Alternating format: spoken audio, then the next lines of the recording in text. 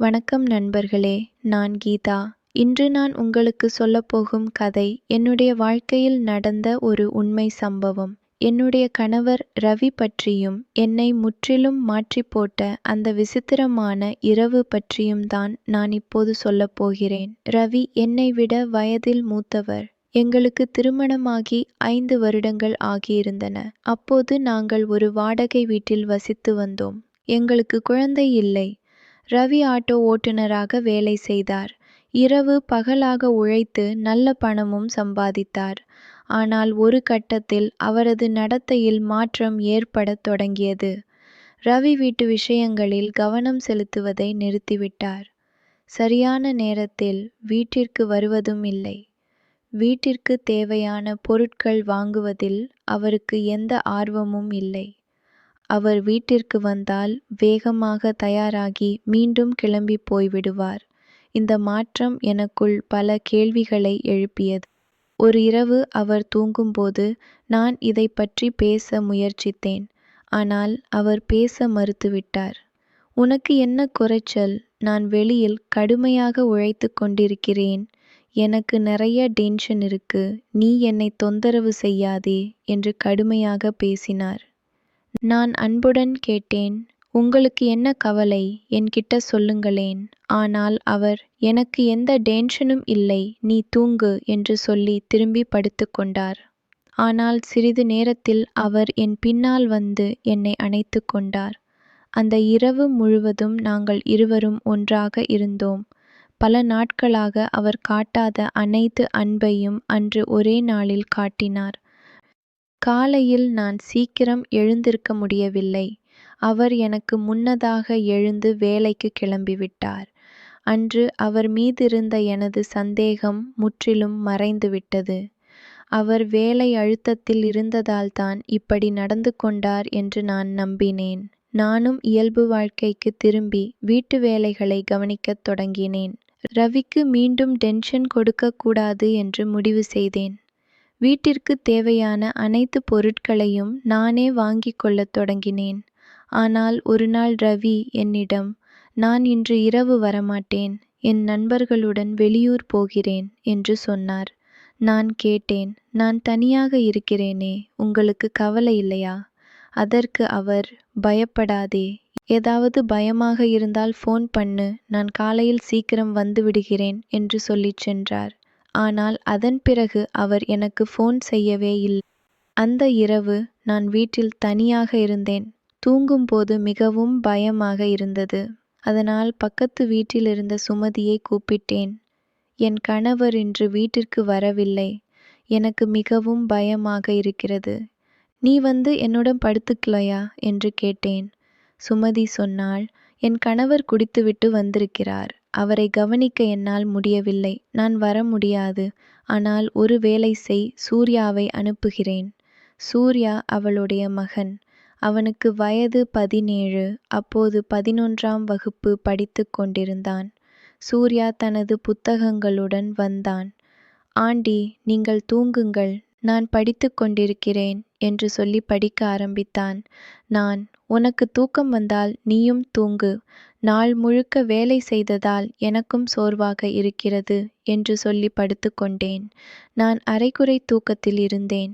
அப்போதுதான் அந்த விசித்திரமான அனுபவம் ஆரம்பமானது. திடீரென்று யாரோ என்மேல் கை வைப்பது போன்ற உணர்வு ஏற்பட்டது. அது கனவா அல்லது நிஜமா என்று எனக்கு புரியவில்லை. ஒரு மெல்லிய ஸ்பரிசம் என் கையிலும் தோளிலும் நகர்ந்தது. நான் மெதுவாக கண்களை திறந்தேன். அறையில் இருட்டாக இருந்தது. வெளியில் தெரு விளக்கின் மங்கிய வெளிச்சம் மட்டும் உள்ளே வந்து கொண்டிருந்தது. நான் தலையை திருப்பி பார்த்தேன். சூர்யா என்னுடைய கட்டிலில் உட்கார்ந்திருந்தான். அவனது கவனம் என் முகத்தில் இல்லை. அவன் என் கன்னத்திலும் கூந்தலிலும் கை வைத்து தடவிக் கொண்டிருந்தான். அந்த கணம் என் உடலில் ஒரு சிலிர்ப்பை ஏற்படுத்தியது. நான் திடீரென்று இருமல் போல சத்தம் எழுப்பினேன். அதைக் கேட்டு சூர்யா அதிர்ச்சியடைந்தான். அவன் தனது கையை பின்னால் இழுத்து கொண்டு பயந்தபடி பின்னால் நகர்ந்தான். "என்ன செய்து கொண்டிருக்கிறாய்?" என்று நான் கோபமாக கேட்டேன். அவன் பயந்து கொண்டே, "இல்லை ஆண்டி, நீங்கள் தூங்கும்போது உங்கள் முடி கண்களில் விழுந்தது.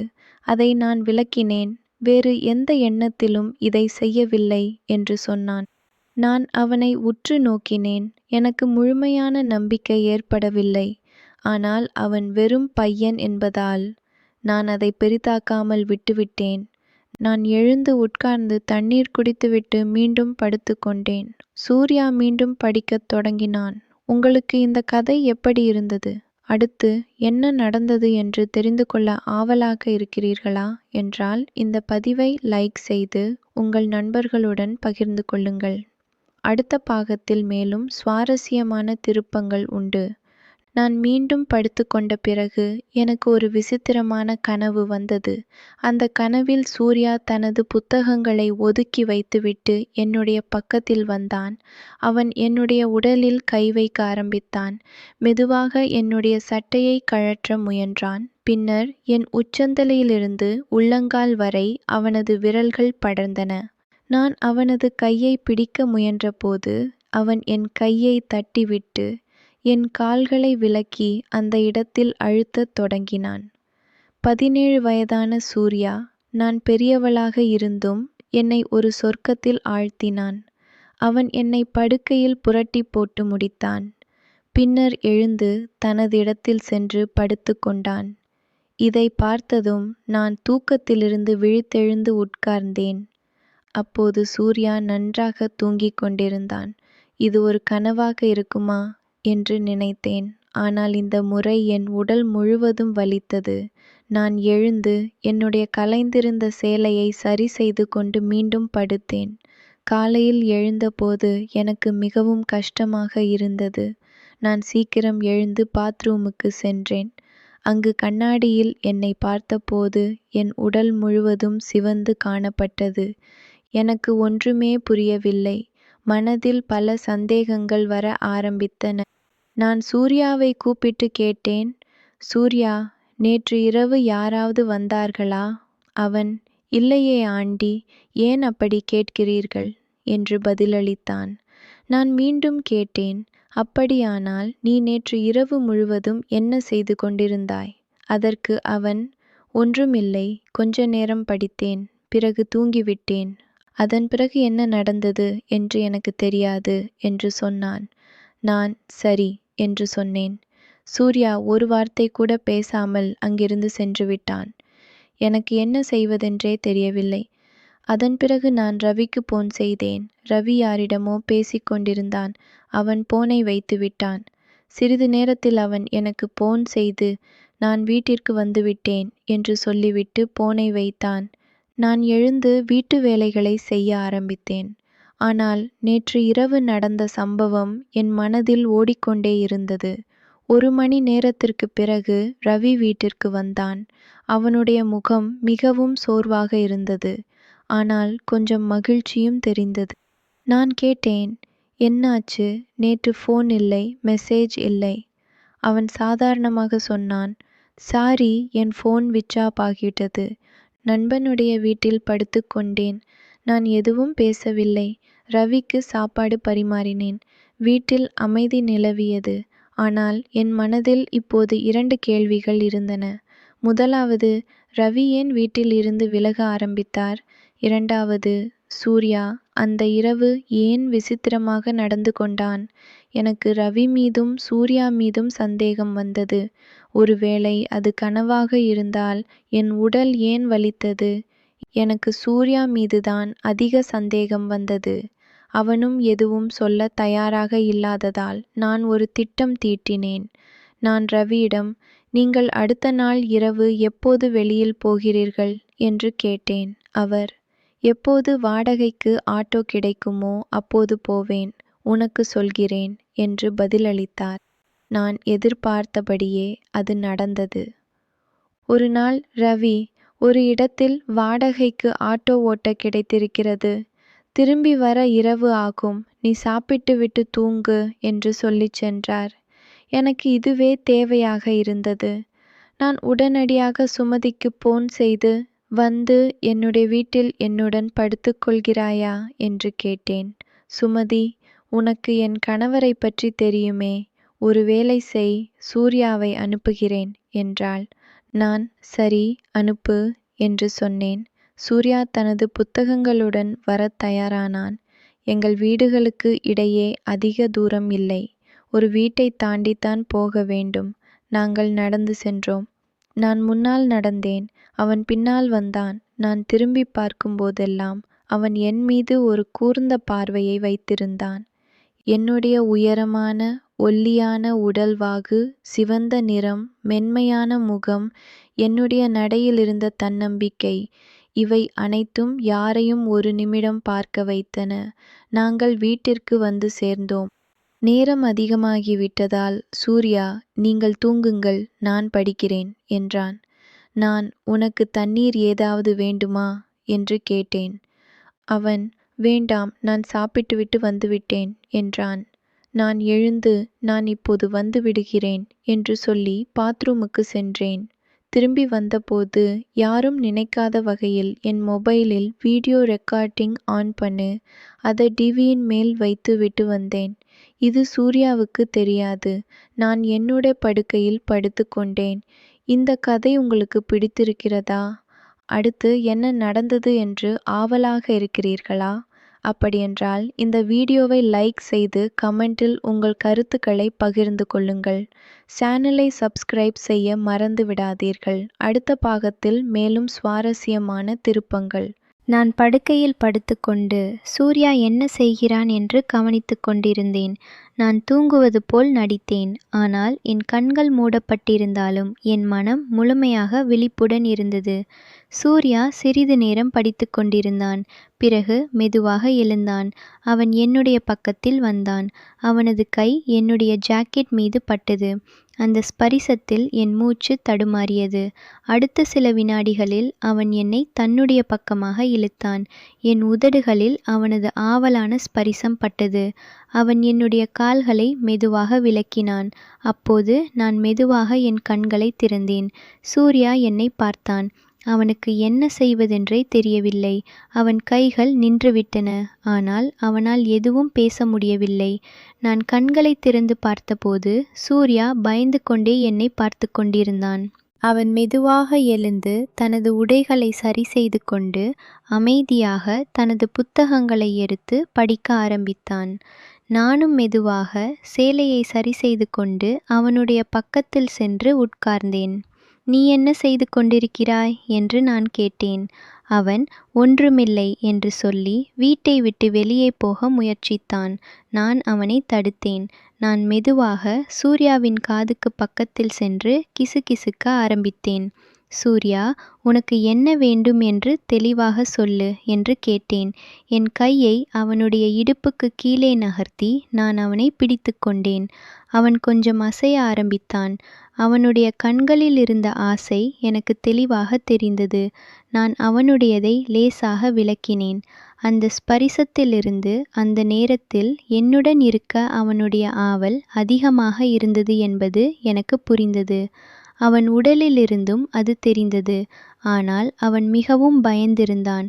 அவனுக்கு என்ன செய்வதென்று தெரியவில்லை. நான் அவனிடம், நீ என்னுடைய பக்கத்தில் வந்து என் சேலையை விலக்கி நீ என்ன செய்தாய்?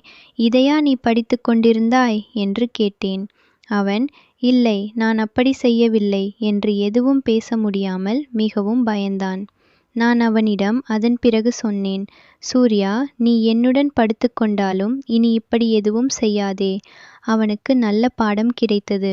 அவன் பெரிய பையன் இல்லை என்பதால் நான் அவனுடைய அம்மாவிடம் மட்டும் இந்த விஷயத்தை சொன்னேன்.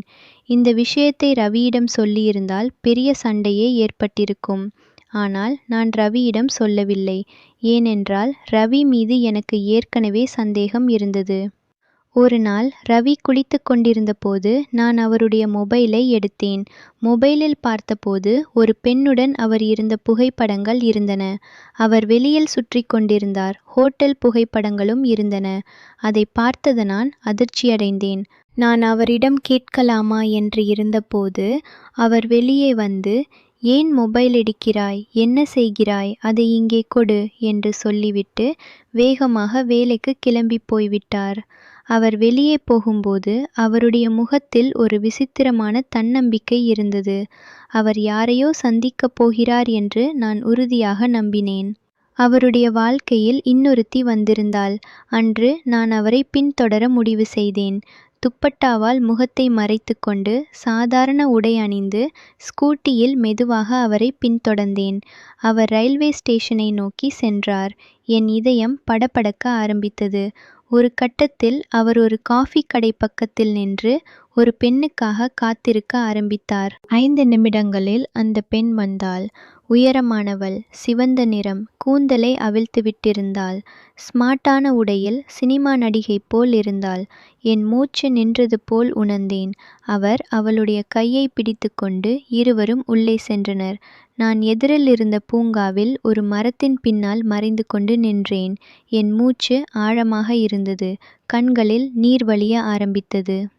இந்த கதை இன்னும் தொடர்கிறது.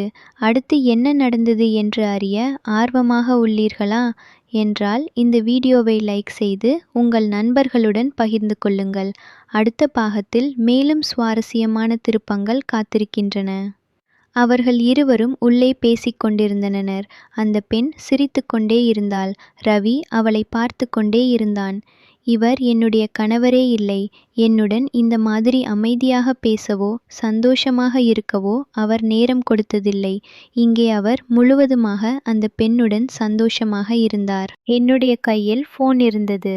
ஒரு கணம் ஆதாரமாக புகைப்படம் எடுக்கலாமா என்று தோன்றியது. ஆனால் நான் அமைதியாக இருந்தேன். ஒரு மனைவியாக என்னுடைய அகங்காரம் காயப்பட்டிருந்தது. ஆனாலும் நான் அங்கே சண்டை போட விரும்பவில்லை. நான் இன்னும் என்னுடைய காதலை மதித்தேன். நான் வீட்டிற்கு திரும்பினேன். கண்களில் கண்ணீர், மனதில் வேதனை.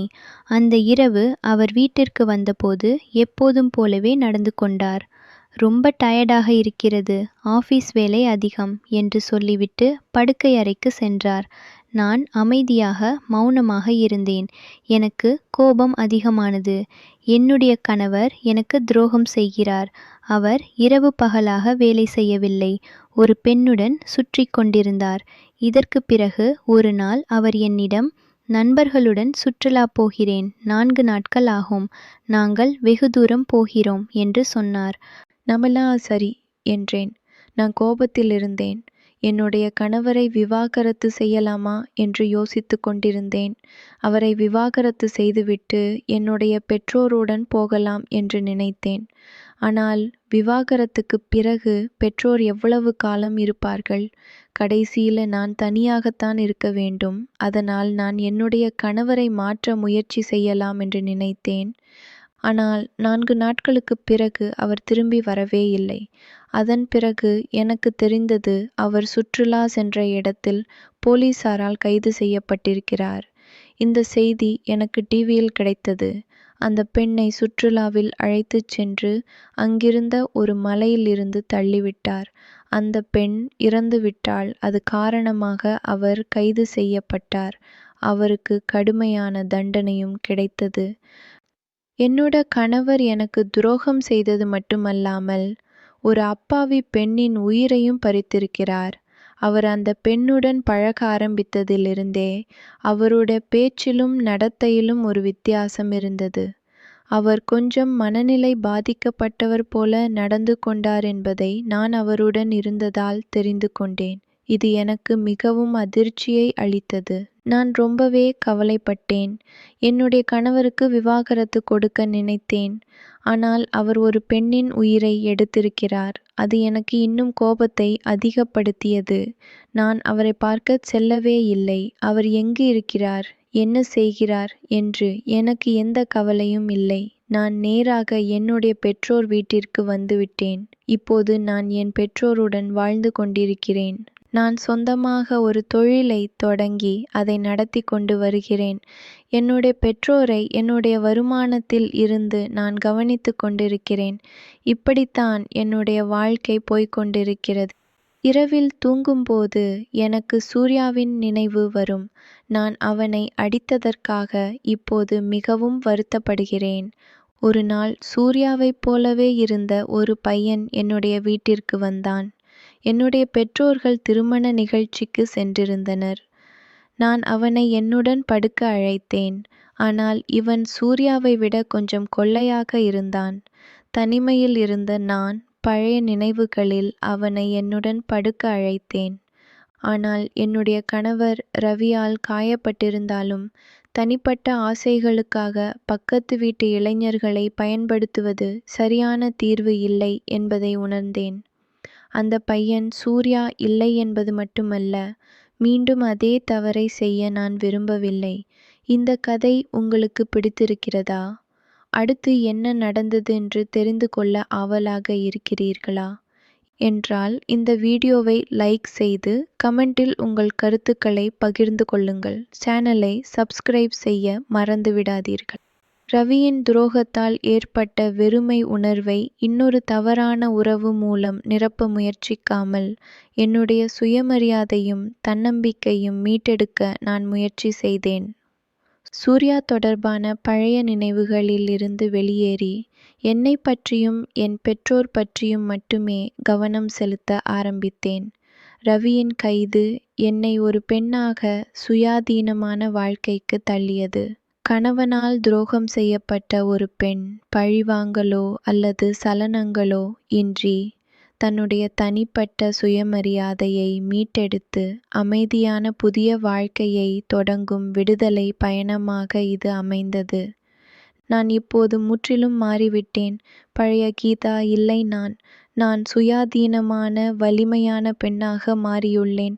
என்னுடைய சொந்த தொழில், சொந்த வருமானம், சொந்த கௌரவம் அனைத்தும் என்னுடையவை. நான் எந்த ஆணையும் சார்ந்து இல்லை. எனக்கு தேவையான அனைத்தையும் நானே சம்பாதித்து பெற்றோரை கவனித்துக் கொள்கிறேன். ரவி இப்போது சிறையில் இருக்கிறார். அவர் செய்த குற்றத்திற்கு தக்க தண்டனை கிடைத்துள்ளது. அவர் இனி வெளியே வர முடியாது. அவர் ஒரு அப்பாவி பெண்ணின் உயிரை பறித்துவிட்டார். அந்த பெண்ணின் குடும்பத்தினர் இப்போது எப்படி இருப்பார்கள் என்பதை நினைத்தாலே என் மனம் வலிக்கிறது. நான் ரவியை மன்னித்து விட்டேன். ஆனால் அவரை மறக்க முடியவில்லை. அவர் எனக்கு செய்த துரோகங்கள், பொய்கள், ஏமாற்றுகள் அனைத்தும் இன்னும் என் நினைவில் இருக்கின்றன. ஆனால் நான் அதை என் வாழ்க்கையை முன்னேற்றுவதற்கான பாடமாக எடுத்துக்கொண்டேன். எந்த சூழ்நிலையிலும் ஒரு பெண் தன்னுடைய சுயமரியாதையை இழக்கக்கூடாது. சூர்யாவை பொறுத்தவரை அவன் ஒரு சிறு பையன். அவனுடைய தவறுகளை நான் பொருட்படுத்தவில்லை. அவனுக்கு நல்ல பாடம் கிடைத்தது. அவன் இப்போது நல்ல பையனாக மாறிவிட்டான் என்று நம்புகிறேன். நானும் அவன் மீது எந்த கோபமும் இல்லை. என்னுடைய பெற்றோர் எனக்கு மிகவும் ஆதரவாக இருந்தனர். அவர்கள் இந்த கஷ்டமான காலங்களில் எனக்கு பக்கபலமாக இருந்தனர். அவர்களுடைய அன்பும் ஆதரவும் இல்லாவிட்டால் நான் இந்த சூழ்நிலையில் இருந்து மீண்டு வந்திருக்க முடியாது. இப்போது நான் ரொம்ப மகிழ்ச்சியாக இருக்கிறேன். என்னுடைய வாழ்க்கை எனக்கு பிடித்திருக்கிறது. நான் தனியாக இருந்தாலும் தனிமையாக இல்லை. என் பெற்றோர், என் வேலை, என் நண்பர்கள் இவை அனைத்தும் எனக்கு மகிழ்ச்சியை தருகின்றன. நான் இந்த கதையை சொன்னதற்கு காரணம் இதுபோன்ற சூழ்நிலைகளில் இருக்கும் பெண்களுக்கு ஒரு செய்தியை சொல்லத்தான். எந்த சூழ்நிலையிலும் உங்களுடைய சுயமரியாதையை இழக்காதீர்கள். உங்கள் கணவர் துரோகம் செய்தால் அதை பொறுத்து கொள்ளாதீர்கள். உங்களுக்கான மரியாதையை கோருங்கள். தேவையென்றால் பிரிந்து விடுங்கள். ஒரு பெண் எப்போதும் சுயாதீனமாக இருக்க வேண்டும். சொந்த வருமானம், சொந்த முடிவுகள், சொந்த கௌரவம் இவை மிகவும் முக்கியம். யாரையும் சார்ந்து வாழாதீர்கள். உங்கள் காலில் நிற்க கற்றுக்கொள்ளுங்கள். இந்த கதை ஒரு எச்சரிக்கை மட்டுமல்ல, ஒரு உத்வேகமும் கூட. கஷ்டங்கள் வந்தாலும் நாம் மீண்டு எழ முடியும். நாம் நம் காலில் நிற்க முடியும். நம் வாழ்க்கையை நாமே அமைத்து கொள்ள முடியும். நான் இப்போது மகிழ்ச்சியாக இருக்கிறேன். என் கடந்த காலத்தை பற்றி நான் வருந்தவில்லை. ஏனென்றால் அந்த அனுபவங்கள் என்னை இன்று நான் இருக்கும் வலிமையான பெண்ணாக மாற்றியுள்ளன. ஒவ்வொரு தோல்வியும் ஒரு பாடம், ஒவ்வொரு கஷ்டமும் ஒரு படிக்கட்டு. இந்த கதை உங்களுக்கு பிடித்திருந்தால் தயவு செய்து கமெண்டில் உங்கள் கருத்துக்களை பகிர்ந்து கொள்ளுங்கள். இது போன்ற சுவாரஸ்யமான கதைகள் கேட்க பிடிக்கும் என்றால் நம்ம சேனலை சப்ஸ்கிரைப் பண்ணிக்கொள்ள மறந்து விடாதீர்கள். அடுத்து இன்னொரு சுவாரஸ்யமான கதையில் சந்திப்போம். நன்றி. இப்போது நான் என்னுடைய கடந்த காலத்தை பற்றி சிந்திக்கும்போது பல விஷயங்கள் தெளிவாகின்றன. ரவி ஏன் அப்படி நடந்து கொண்டார்? அவருக்கு மனநிலை பாதிப்பு இருந்தது. அவர் சரியாக சிகிச்சை பெற்றிருக்க வேண்டும். ஆனால் அவர் அதை யாரிடமும் சொல்லவில்லை. அவருடைய பிரச்சனைகளை அவர் பகிர்ந்து கொள்ளவில்லை. அதுவே அவரது வீழ்ச்சிக்கு காரணமாகியது. அந்த பெண்ணை அவர் கொன்றது மிகவும் கொடூரமான செயல். அந்த பெண்ணுக்கு வேறு வழியில்லாமல் போய்விட்டது. அவளுடைய குடும்பம் இப்போது எப்படி இருக்கும்? அவர்களின் வலியை என்னால் உணர முடிகிறது. ஒரு பெண்ணை இழந்த தாயின் வேதனையை நினைத்தாலே என் மனம் கலங்குகிறது. நான் ரவியை ஒருமுறை சிறையில் சந்திக்க சென்றேன். அவரை பார்க்கும்போது எனக்கு இரக்கமாக இருந்தது. ஆனால் அவர் செய்த தவறை நான் மன்னிக்க முடியவில்லை. அவர் தன்னுடைய தவறை உணர்ந்தாரா என்று எனக்கு தெரியவில்லை. அவருடைய முகத்தில் வருத்தமோ பச்சாதாபமோ இல்லை. நான் அவரிடம், நீங்கள் ஏன் இதை செய்தீர்கள் என்று கேட்டேன். அவர் பதில் எதுவும் சொல்லவில்லை. அவர் வெறுமையாக பார்த்து கொண்டிருந்தார். அப்போது எனக்கு புரிந்தது, அவர் முற்றிலும் மாறிவிட்டார். பழைய ரவி இல்லை இவர். நான் சிறையிலிருந்து வெளியே வந்தபோது ஒரு பெரிய சுமை இறங்கியது போல் இருந்தது. நான் என் கடமையை செய்துவிட்டேன். இனி நான் அவரை பற்றி கவலைப்பட வேண்டிய அவசியமில்லை. நான் என்னுடைய புதிய வாழ்க்கையில் கவனம் செலுத்த ஆரம்பித்தேன். சூர்யாவை பற்றி நினைக்கும்போது நான் அவனை மன்னித்து விட்டேன். அவன் ஒரு சிறு பையன். அவனுக்கு வயது 17. அவனுடைய ஹார்மோன்கள் அவனை கட்டுப்படுத்த முடியாமல் செய்திருக்கலாம். ஆனால் நான் அவனிடம் எச்சரிக்கையாக இருக்க வேண்டும் என்று சொல்லியிருந்தேன். அவன் இப்போது நல்ல பையனாக மாறிவிட்டான் என்று நம்புகிறேன். நான் இப்போது என்னுடைய பெற்றோருடன் வசித்து வருகிறேன். அவர்கள் எனக்கு மிகவும் ஆதரவாக உள்ளனர். நான் ஒரு சிறிய தொழில் தொடங்கியுள்ளேன். அது நன்றாக சென்று வருகிறது. நான் தன்னம்பிக்கையுடன் இருக்கிறேன். இனி எந்த ஆணையும் நான் சார்ந்திருக்க மாட்டேன். என்னுடைய நண்பர்கள் எனக்கு மிகவும் உதவியாக இருந்தனர். இந்த கஷ்டமான காலங்களில் அவர்கள் எனக்கு பக்கபலமாக இருந்தனர். அவர்களுடைய ஆதரவு எனக்கு மிகவும் முக்கியமானது. ஒரு பெண்ணுக்கு நல்ல நண்பர்கள் இருப்பது மிகவும் அவசியம். நான் மகிழ்ச்சியுடன் வாழ்கிறேன். என் வாழ்க்கையில் நான் திருப்தி அடைகிறேன். கடந்த காலத்தை பற்றி நான் வருத்தப்படவில்லை. ஒவ்வொரு அனுபவமும் என்னை வளர்த்துள்ளது. நான் இப்போது பலமான பெண்ணாக இருக்கிறேன். என்னுடைய கதையை நீங்கள் கேட்டதற்கு நன்றி. இந்த கதையில் இருந்து நீங்கள் என்ன கற்றுக்கொண்டீர்கள்? உங்கள் கருத்துக்களை கமெண்டில் பகிர்ந்து கொள்ளுங்கள். இது போன்ற கதைகள் உங்களுக்கு பிடித்திருந்தால் எங்கள் சேனலை சப்ஸ்கிரைப் செய்ய மறந்து விடாதீர்கள். கடைசியாக நான் சொல்ல விரும்பும் ஒன்று, உங்கள் வாழ்க்கையில் எந்த சூழ்நிலையிலும் உங்கள் சுயமரியாதையை இழக்காதீர்கள். உங்கள் மகிழ்ச்சி உங்கள் கைகளில் உள்ளது. யாருக்காகவும் உங்கள் கனவுகளை விட்டு கொடுக்காதீர்கள். நீங்கள் வலிமையானவர்கள், திறமையானவர்கள், சுயாதீனமானவர்கள். நன்றி. அடுத்த சுவாரஸ்யமான கதையில சந்திப்போம். உங்கள் அனைவருக்கும் என்னுடைய அன்பான வாழ்த்துக்கள். தயவு செய்து இந்த கதையை உங்கள் நண்பர்களுடன் பகிர்ந்து கொள்ளுங்கள். இது போன்ற மேலும் பல கதைகளுக்கு சப்ஸ்கிரைப் செய்யுங்கள். வருக.